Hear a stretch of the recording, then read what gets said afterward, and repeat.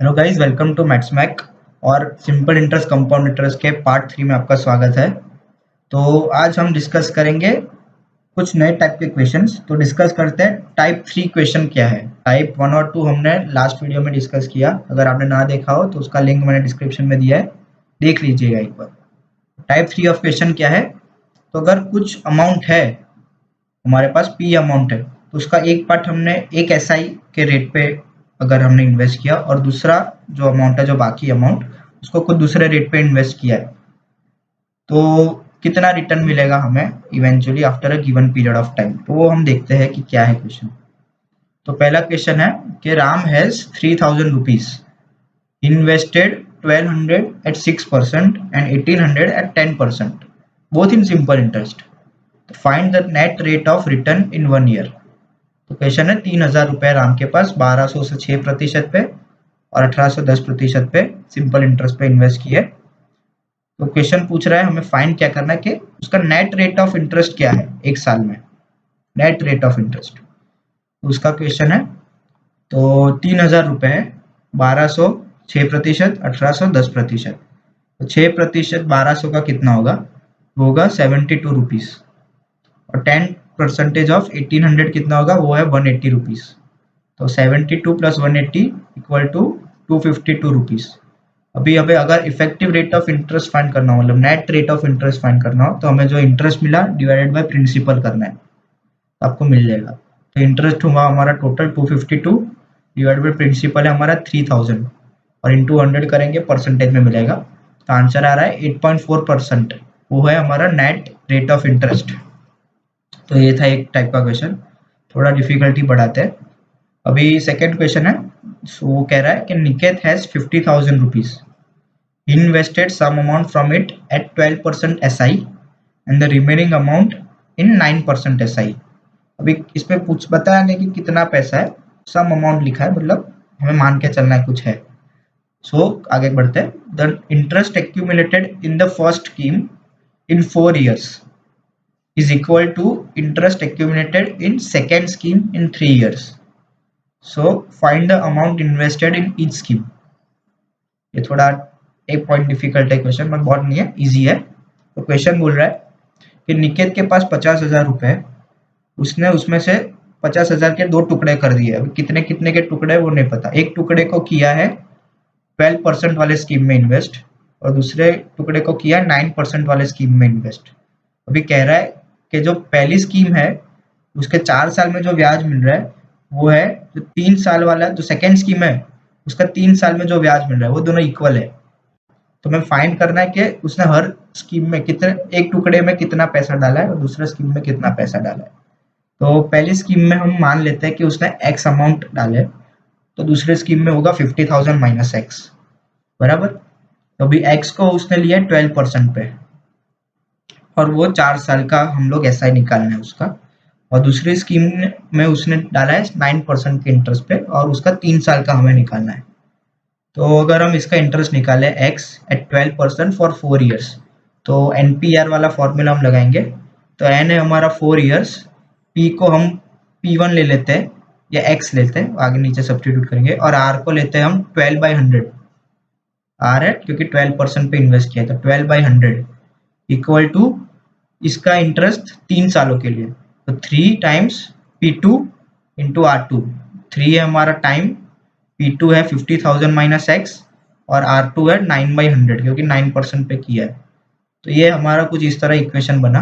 अब ये simple equation है एकदम एक्स के टर्म में। तो एक्स के टर्म में इसको हम सॉल्व करेंगे तो एक्स की वैल्यू आ रही है हमारी 18,000। तो 18,000 एक्स की वैल्यू है, वो क्या बता रहा है कि जो पहली स्कीम थी जिसमें हमने एक्स अमाउंट डाले थे, तो वो एक्स अमाउंट है 18,000।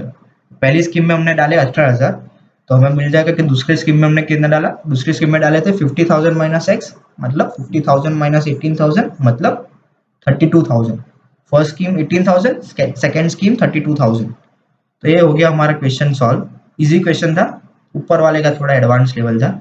अभी दूसरे क्वेश्चन पे आते हैं, वो थोड़ा और एडवांस है इससे। तो क्वेश्चन कुछ इस तरह है ग्राफिकल रिप्रेजेंटेशन में कि ईयर दिया है और अमाउंट दिया है। तो 5th ईयर में हमने हमारा अमाउंट आ रहा है 34,800 और ईयर में हमारा पास जो अमाउंट है वो बन रहा है 41,280, और ये पैसा सारा हमने सिंपल इंटरेस्ट पे दिया है, कंपाउंड भी नहीं, सिंपल इंटरेस्ट पे दिया है। तो हमें पी और आर फाइंड करना है। तो ये जो अमाउंट दिया है वो है जो प्रिंसिपल प्लस इंटरेस्ट, वो है अमाउंट। तो 34,800 फिफ्थ ईयर का, 41,280 एथ ईयर का। तो हमें पी और आर फाइंड करना है। तो अगर हम अमाउंट का डिफरेंस ले फिफ्थ और एथ ईयर का, तो A8 minus A5 equal to 41,280 minus 34800, तो वो बन रहा है 6480। अभी सिंपल इंटरेस्ट में आपको पता है फॉर्म, जो प्रॉपर्टी है उसकी, कि हर साल इंटरेस्ट सेम रहेगा। तो ये A8 माइनस A5 है, मतलब 3 साल का गैप है। तो वो 3 साल का गैप, 3 साल में हमारा 6480 रुपीज ऐड हो रहा है। तो एक साल में हमारा कितना होगा? तो 6480 डिवाइड बाई 3 इक्वल टू 2160। तो एक साल, एक जो हमारा इंटरेस्ट आ रहा है हर साल, वो है 2160 रुपीज। तो हमें अगर प्रिंसिपल फाइंड करना हो, तो सपोज ये फिफ्थ साल ले ले हम, उसमें हमारा अमाउंट हो रहा है 34800। तो हमारा जीरोथ ईयर में कितना होगा? जीरोथ ईयर मतलब हमारा सिर्फ प्रिंसिपल होगा, कुछ इंटरेस्ट नहीं होगा। तो 5 साल का जो ब्याज है उसको हम अगर ये अमाउंट से माइनस कर दे तो हमारा प्रिंसिपल मिल जाएगा। तो इनिशियल जो अमाउंट था हमारा A0, वो है A5 minus 5 times SI of 1 year. SI of 1 year है 2160। तो A5 है हमारा 34800 और 5 टाइम्स 2160, इसको माइनस करेंगे तो हमारा प्रिंसिपल आ रहा है 24,000। ये प्रिंसिपल हमारा था 24,000 पहले, तो P हमें मिल गया। अभी R मिलाएंगे हम। तो R कैसे मिलेगा? हमें हर साल का इंटरेस्ट पता है, प्रिंसिपल पता है। तो interest divide by principal gives you rate of interest. 2160 जो इंटरेस्ट है divided by principal 24,000 into 100 gives you 9%। 9% है हमारा ब्याज। R मिल गया, P मिल गया, क्वेश्चन हो गया खत्म। अभी हम आते हैं टाइप 4 क्वेश्चन पे। तो टाइप 4 क्वेश्चन क्या है कि हर साल ब्याज अलग है, ब्याज का जो रेट है वो अलग है। ये टाइप के क्वेश्चन में आते हैं, और वो भी कंपाउंड इंटरेस्ट पे, ऐसा नहीं कि सिंपल है, कंपाउंड इंटरेस्ट पे। तो उसका एक क्वेश्चन देखते हैं कि क्या है क्वेश्चन।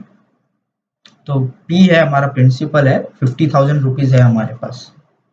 तो पहले साल का रेट है 8% CI पे, बराबर।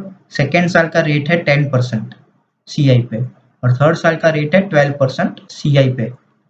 तो find the interest after 3 years, 3 साल बाद उसको कितना इंटरेस्ट मिला, वो हम देखते हैं कि कैसे हुआ। तो P हमें पता है 50,000, पहले साल लग रहा है हमारा जो n इक्वल टू 1, मतलब पहले साल हमारा इंटरेस्ट है 8% रेट ऑफ इंटरेस्ट। तो 50,000 का 8% कितना होगा?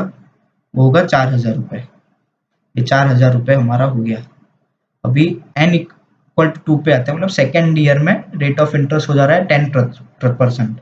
तो कितना होगा? तो 10% प्रिंसिपल पे लगेगा, 50,000 का 10% होगा 5,000, और फर्स्ट साल के ब्याज पे लगेगा 10%। तो 4,000 का 10% होगा 400। तो ये हमारा सेकेंड ईयर का इंटरेस्ट। वही थर्ड ईयर पे आते हैं। थर्ड ईयर हमारा रेट ऑफ इंटरेस्ट है 12%।